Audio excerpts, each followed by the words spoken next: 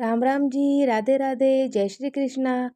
आज हम आपके लिए सोमवार की व्रत कथा लेकर आए हैं राजस्थानी भाषा में। आइए शुरू करते हैं। एक बार की बात है, शिवजी पार्वती जी ने कहो कि मैं दुनिया का खेल देखने जाऊं हूँ। पार्वती जी कहो कि मैं भी सागे चालूंगी। शिवजी बोलिया कि रास्ता में भूख प्यास लागसी ते खटे चालोगा। पण पार्वती जी जिद पकड़ लियो। जे दोनों जना नांदिया पर चढ़कर बाजार में निकलिया। कई जना उन्होंने देखकर हंसन लग गया। बोला कि जोगी बनियो है, नांदिया ने बोझा मार दियो। लुगाई ने सागे बैठा लियो। थोड़ी दूर जाकर शिवजी पगा चलन लग गया। थोड़ी ही दूर गया हूँगा कि फिर लोग हंसन लग गया। बोला देखो देखो जोगी बनियो है, आप तो पगा चाले है, लुगाई ने बैल पे चढ़ा रखी है। और आगे से जाकर शिवजी तो नांदे पर बैठ गया। पार्वती जी पगा चढ़ने लगी। फिर सब बोला मारन लग गया, आप तो बैल पे चढ़ रहे है, बेचारी लुगाई पगा चा भागी जावे है। शिवजी एक गाछ के नीचे तकियो लगा के सो गया। बटी से लुगाया पानी भरने जावे थी। फिर वे बोली जोगी बनियो है, तकिया बिना तो नींद ही को नहीं आवे।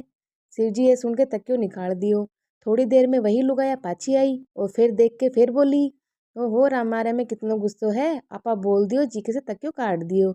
लुगाया तो आगे नहीं चलेगी। शिवजी पार्वती ने बोला कि आपा तो कैलाश पर्वत पर कर चाल कर बैठे ही रवांगा। अठे तो आज मैंने कहीं जस को नहीं। थोड़ी दूर गया होऊंगा कि पार्वती जी बोली कि मैंने तो प्यास लाग रही है। शिवजी बोला मैं तो ताने पहले ही रह बोलो थो कि तारे कने को नहीं रह जावेगो।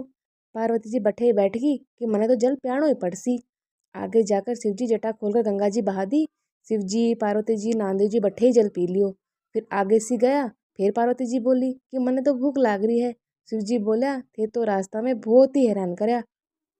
फिर एक बुढ़िया माई कन गया। बोला बुढ़िया माई अलखराम। बुढ़िया माई पूछी अलखराम ने कैसा है।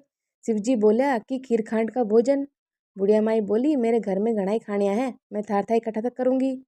आगे ने दूसरी बुढ़िया माई कन गया। फिर बोला बुढ़िया माई अलखराम। बुढ़िया माई पूछी अलखराम ने क्या चाहे।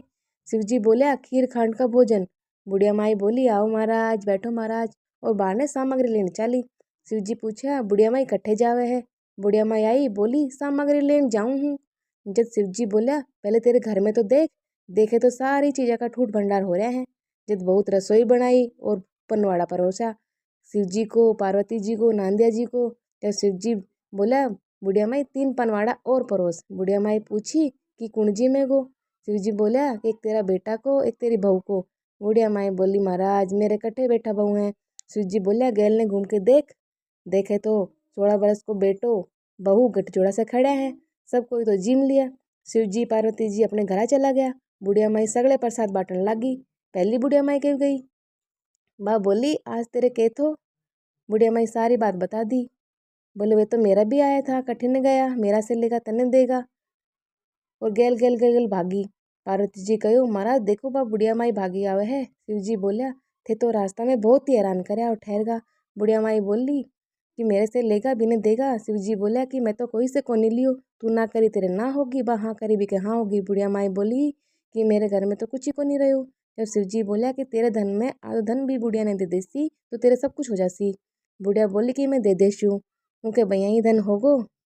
बा उन्हें धन दे दियो। हे भगवान जी की रसोई बनाई जिमाई, जिन्हें धन दियो जो सबने दीजो, कहता ने सुनता ने उकारा बर्तन ने अपना सारा परिवार ने। जय हो भोलेनाथ।